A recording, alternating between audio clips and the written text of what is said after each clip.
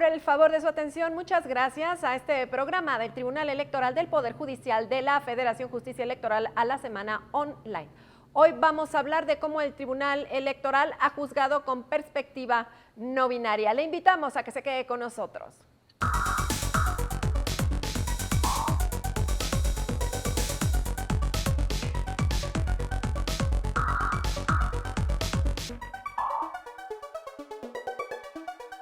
Y hoy nos acompaña magistrada del Tribunal Electoral del Estado de Aguascalientes.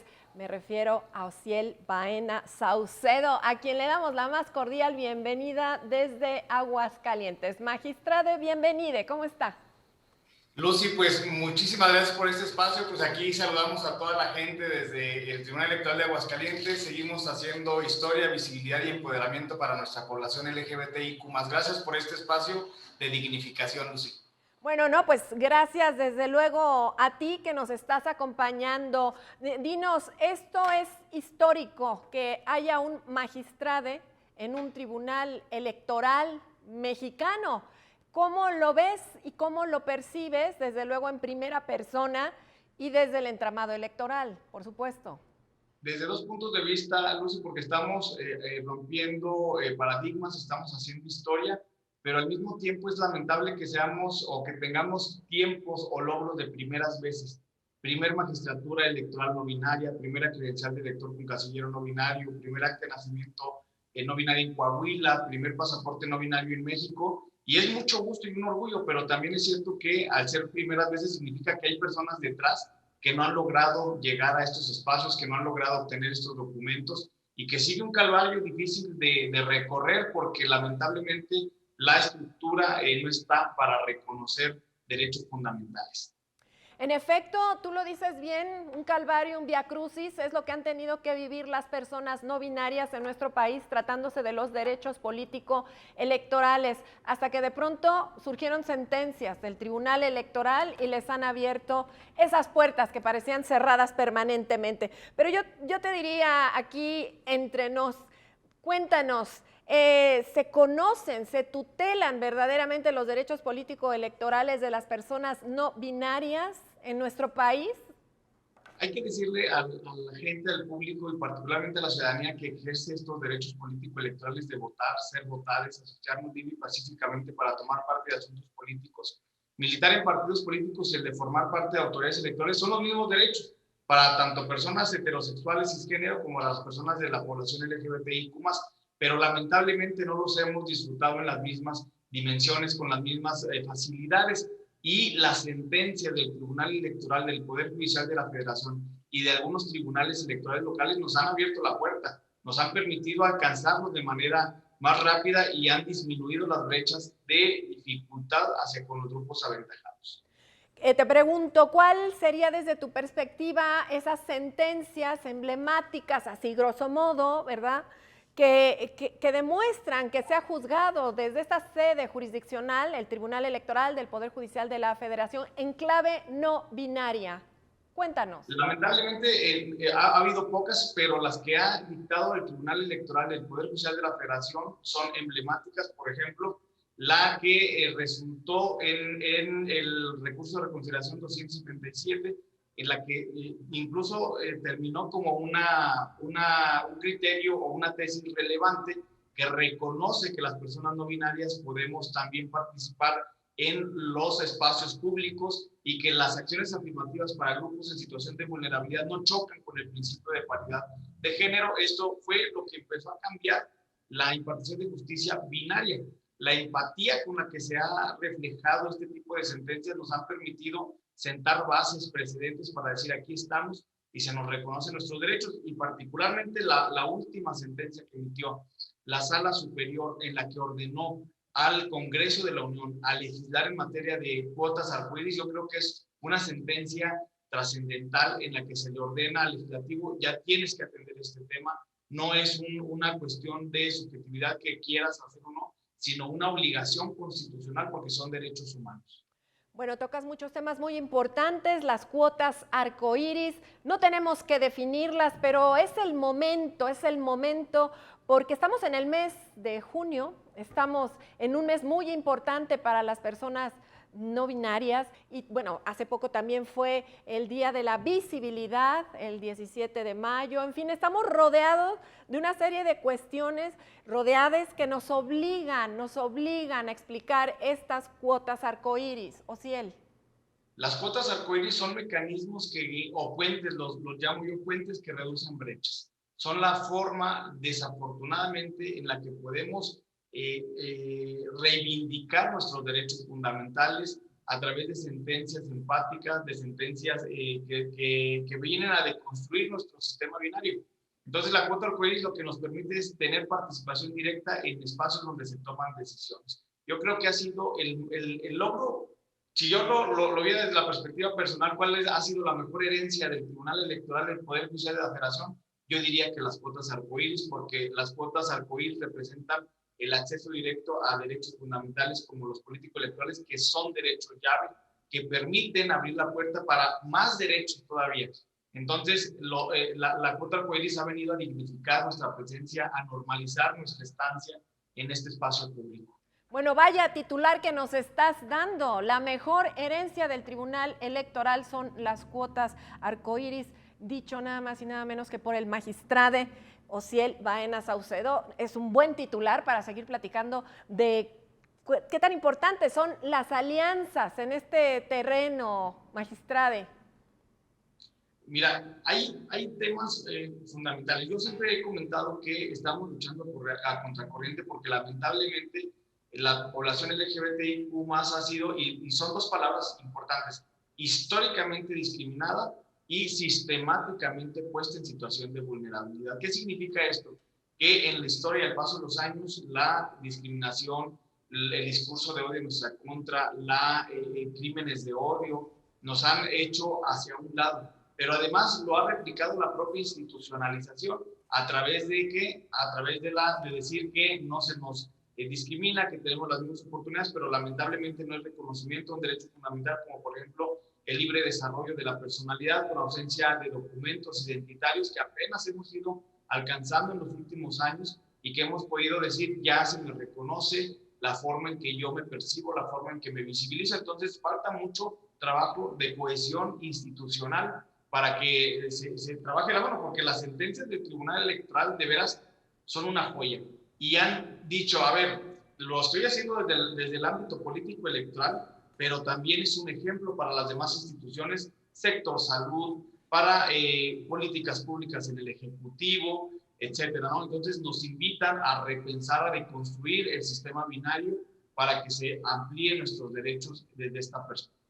Y bueno, tomando en cuenta el marco internacional, ¿qué nos dirías en cuanto a buenas prácticas? ¿Qué es lo que tú observas en el mundo? Es lamentable la falta de empatía en el ámbito internacional. La institución que podemos referir, la institución que más ha abonado para el reconocimiento de nuestros derechos es la Comisión Interamericana de Derechos Humanos y la Corte Interamericana de Derechos Humanos, quienes han propugnado, quienes han hecho opiniones consultivas, por ejemplo, la opinión consultiva 24/2017, que es obligada para poderlas estudiar. Son instituciones que han ido avanzando, que reconocen que las personas LGBTI+ hemos sufrido muchísima discriminación a lo largo de la historia, y con estas invitaciones, estas recomendaciones que emiten, le llaman a los países miembros que deben procurar que esto se detenga, que la discriminación que vivimos, que sufrimos, la falta de política pública, la normalización del discurso de odio que también mucho daño nos ha hecho, que se detenga. Entonces, lamentablemente, en el ámbito internacional también vamos lentes, porque, por ejemplo, en reconocimientos de pasaporte no binario solamente hay 16 países que reconocen nuestra identidad no binaria. Bueno, pues no son buenas noticias, pero son pasos importantes los que se han generado en nuestro país. Y bueno, aunque no somos cabeza de proyecto, ¿verdad? Estamos dando el ejemplo con algunas circunstancias, ¿no? Tanto jurisdiccionales como estratégicas a favor de los derechos político-electorales de las personas no binarias. A ver, se habla mucho de las etiquetas, critica las etiquetas, pero yo quisiera que me dijeras qué tan importantes son las etiquetas para visibilizar en materia político-electoral. Debemos decirlo con todas sus letras, personas no binarias, punto. Es correcto. Mira, este tema si lo vemos desde el punto de vista de la inclusión, las etiquetas son necesarias. ¿Por qué son necesarias? Porque no es lo mismo una persona gay que una mujer trans. Entonces, las letras L, G, B, T, I, Q, A+, tienen una importancia y una trascendencia, porque la política pública y la atención que requiere cada sector poblacional son distintas. Te lo decía, una persona gay no tiene problemas cuando va al médico, en términos de que deba requerir una atención específica, pero las personas trans, una mujer trans, sí necesita y sí requiere un protocolo de actuación distinto porque sus necesidades son diferentes, al menos médicamente. Entonces esto implica que conozcamos la diferencia entre lo que es un gay, una lesbiana, una mujer transgénero, un hombre transgénero, etcétera, una persona no binaria. Entonces esto es lo que hace o nos llama la atención, la importancia de conocer las distintas necesidades en un sector tan diverso como es el de la población de la diversidad sexual y de género. Y bueno, en cuanto a las investigaciones y reportes en torno a las personas no binarias y sus derechos políticos, ¿tú crees que México ahí sí se coloca a la cabeza? En materia político-electoral, sin duda alguna, y lo reconozco. Por ejemplo, una de las otras sentencias que no mencioné, pero sentencias relevantes del Tribunal Electoral del Poder Judicial de la Federación, dada a través de una sentencia de Sala Regional Monterrey, es en la que ordenó al Instituto Nacional Electoral pronunciarse respecto de la credencial con casillero no binario, que al final el INE, también reconociendo la labor del órgano administrativo electoral, nos dio la primera credencial con casillero no binario. Entonces, falta mucho por hacer en el ámbito local, en el ámbito nacional, pero el Tribunal Electoral está reivindicando los derechos político-electorales de nuestra población a través de estas sentencias que, les digo, son joyas para nuestra población. Bueno, pues magistrade, estamos a punto de concluir el primer bloque. En el segundo bloque me gustaría que me hablaras de ese prólogo que hiciste para el libro del magistrado Felipe de la Mata y nuestra compañera Roselia Bustillo, porque es un prólogo muy didáctico, un prólogo muy cercano, muy cálido, hasta podríamos decirlo. Y además me gustaría que nos contaras qué está pasando en el Tribunal Electoral de Aguascalientes. ¿Se está juzgando con mayor perspectiva no binaria desde que tú llegas a este puesto? Eso lo vamos a hablar en el siguiente bloque. Acompáñenos.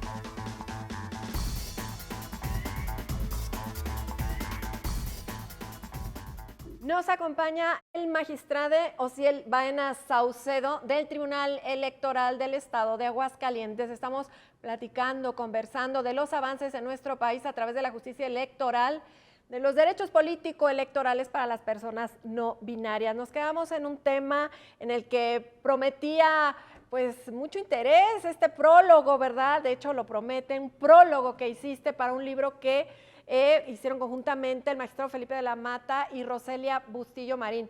Cuéntanos de qué va el libro y cómo va ese prólogo, grosso modo, por favor, magistrade.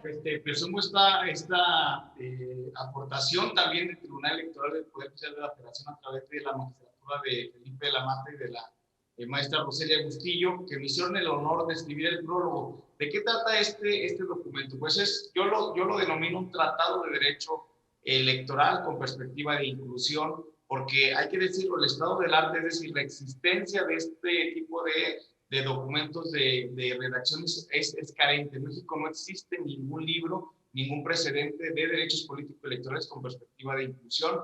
Entonces esto se convierte también en el primer texto escrito con esta perspectiva, y sobre todo que me agradezco porque yo me siento como pavo real, que me invitaron a escribir el prólogo, y en el prólogo hago estos señalamientos que hacen una recopilación de sentencias que han venido a dignificar nuestra presencia LGBTI+, que han venido a reivindicar los derechos político-electorales, que han encapsulado sentencias relevantes que permitieron la inclusión o el camino de nuestra población en espacios de toma de decisiones. Y le decía yo en el prólogo, se los digo y hago extensiva la invitación a que se lea este documento.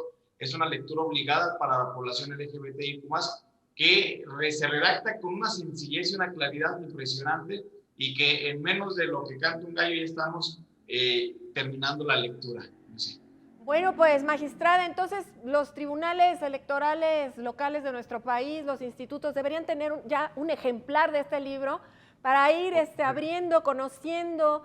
Y bueno, ahí ya lo vimos en el Tribunal Electoral del Estado de Aguascalientes. Cuéntanos, desde ahí, por supuesto con tu presencia, por supuesto con este documento, por supuesto con todo lo que han hecho alrededor del tema, se juzga con perspectiva no binaria. Cuéntanos. Por supuesto, debe decir, y también lo presumimos, que en Aguascalientes surgió la primera sentencia de cuotas arcoíris y que reconoce en el sistema electoral mexicano a las personas no binarias, que luego fue impugnada en Sala Monterrey, que fue confirmada y terminó en Sala Superior con este criterio que comentábamos de que es posible convivir acciones afirmativas para otros grupos en situación de vulnerabilidad con el principio de paridad de género. Entonces, hemos hecho historia también aquí en el Tribunal Local porque estamos empujando esta agenda. Y también hay que decirlo, lamentablemente hay mucho discurso en el sentido de que estamos empujando una agenda de ideología.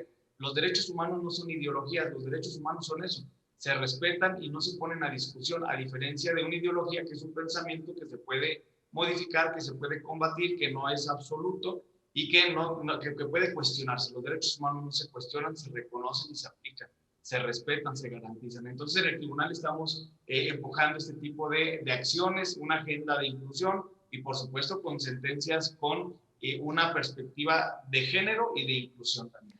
Ojo que desde la justicia electoral local han surgido sentencias verdaderamente importantes para los grupos históricamente discriminados, tú lo estás diciendo muy bien, Osiel, pero bueno, si alguien sabe de impugnar muy bien, es Osiel Baena. Cuéntanos, porque has estado aquí como actor, es decir, como la persona que presenta un medio de impugnación, como la persona que interpone un recurso, que promueve un juicio, en fin, cuéntanos, porque esa parte también nos ha dado muchos frutos en la materia. Lucy, este es un tema también que a lo mejor yo reconozco que hemos avanzado y estoy muy orgulloso de esto, pero también es lamentable que la materia electoral, al ser tan técnica, la hace compleja, pero además de eso, hay que sumarle la perspectiva y la lente de la expertise del género y de la diversidad, lo hace doblemente complejo. Entonces, no hay personas que le entiendan mucho la materia o se animen y lleven a las manos de las personas juzgadoras estos asuntos.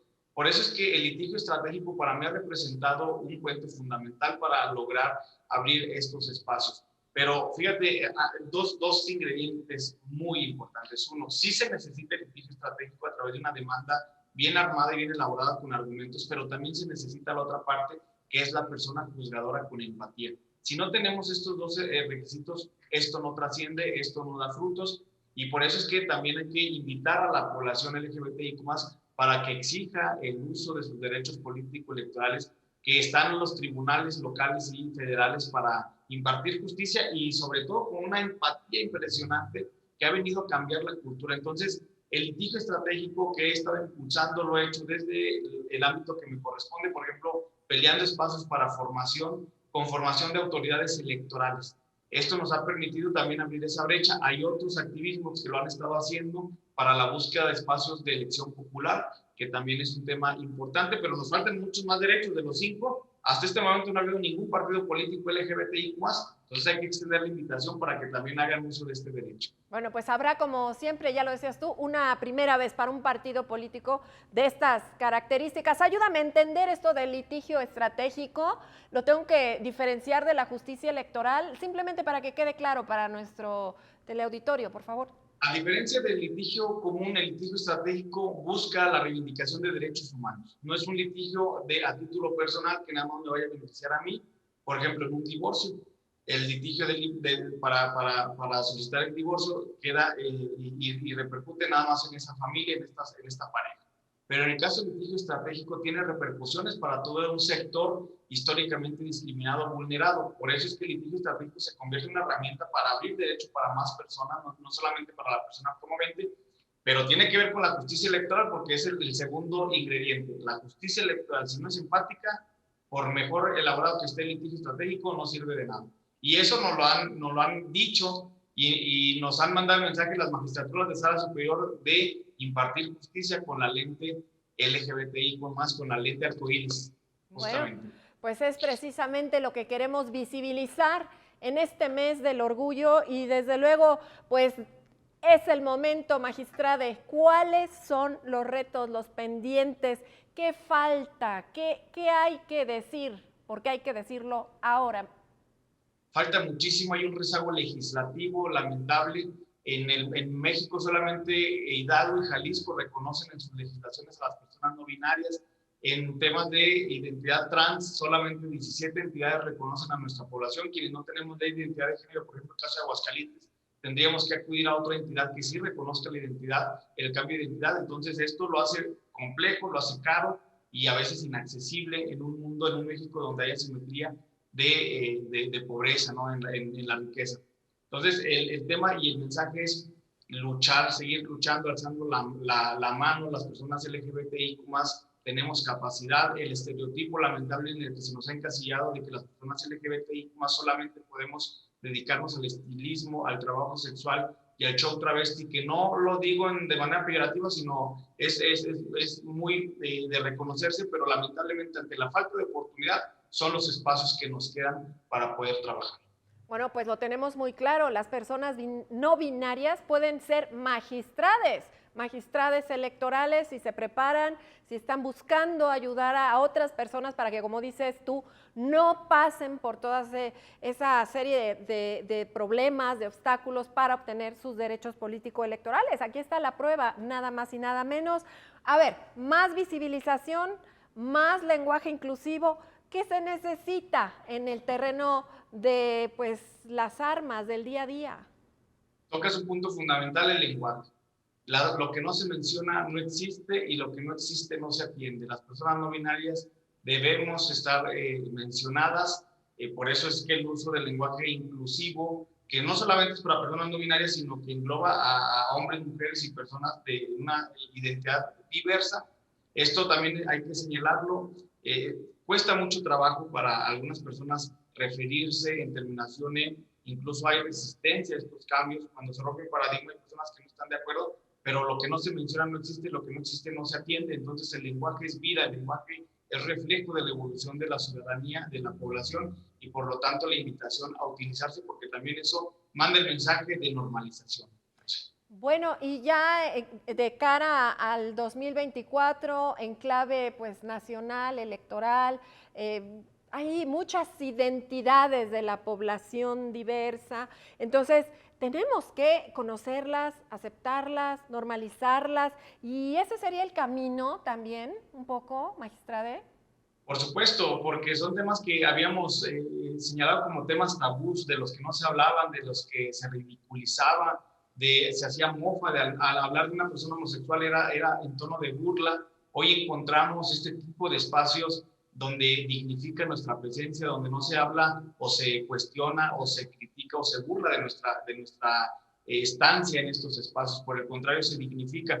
Entonces yo creo que estar presentes en la escena pública es fundamental, es trascendental. Queremos estar tomando decisiones igual que los grupos aventajados. No queremos salir a la calle con el miedo al qué dirán, a la burla, al discurso homofóbico, lesbofóbico, transfóbico, bifóbico, etcétera. Entonces, esto es lo que pretendemos, normalizar nuestra presencia en cualquier espacio. Bueno, ¿y qué me dices del legislativo? También tenemos una presencia bien importante, ¿no, Salma? Claro, por primera vez en México tenemos dos mujeres trans, una por cuota, la otra fue una designación, pero también resultado de la sentencia emblemática que ordenó la inclusión, tenemos 4 acciones afirmativas de nuestra población LGBTIQ+ en la Cámara de Diputaciones. Esta elección que viene es el Senado de la República. Entonces también queremos presencia en el Senado de la República de nuestra población LGBTIQ+.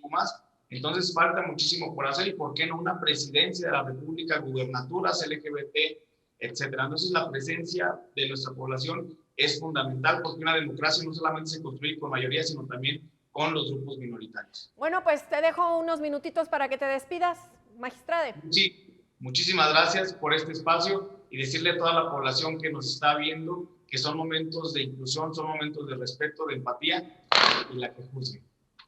Bueno, pues ahí está nuestra invitada, que le agradecemos muchísimo al magistrado Osiel Baena Saucedo su presencia en este programa del Tribunal Electoral del Poder Judicial de la Federación. En otra ocasión, muy pronto estaremos platicando contigo. Hasta la próxima y desde luego usted sabe que cada semana le esperamos aquí en Justicia Electoral a la Semana Online.